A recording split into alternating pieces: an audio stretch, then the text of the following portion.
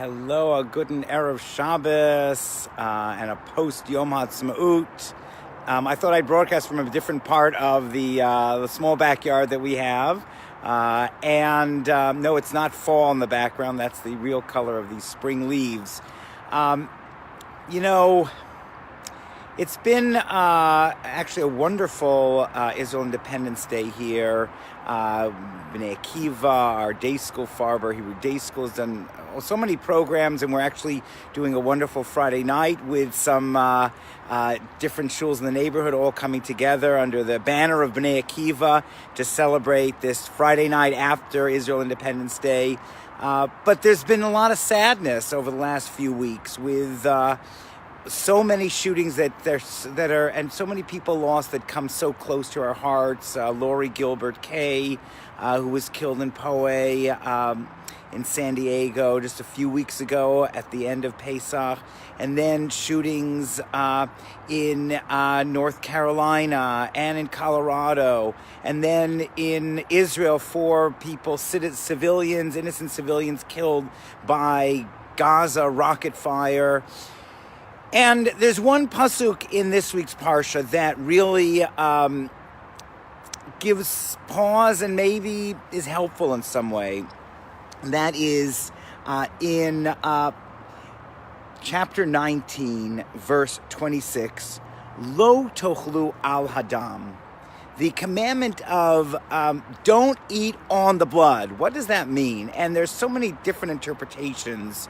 But one interpretation that's interesting and that's not always kept so strictly is not eating before you pray for your blood, before you daven.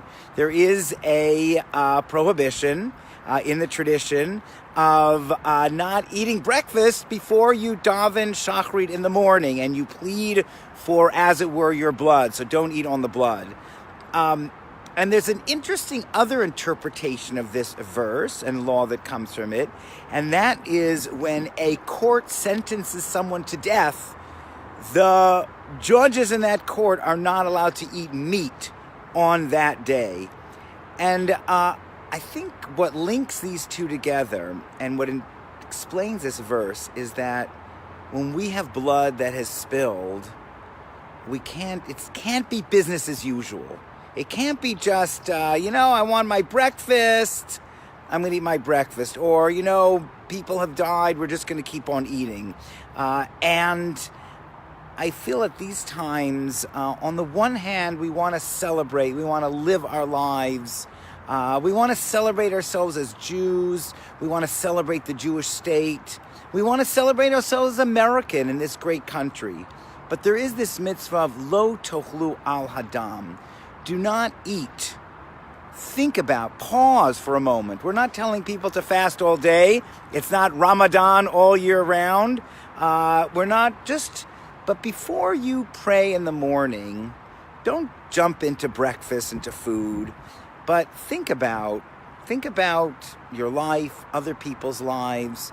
Think about those people who sacrificed their lives to save others in these recent incidents. Lo tochlu al hadam.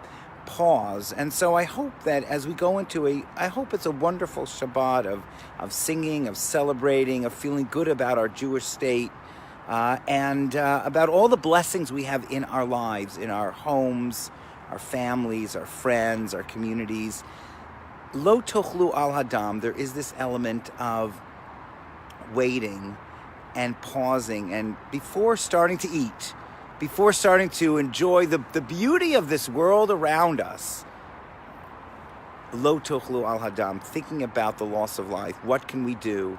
What can we do as an individual, as a community, to come together? Whether you're right politically, whether you're left politically, whether you're a centrist, whatever you think are the solutions or our approaches, lo tochlu al hadam. Let's pause.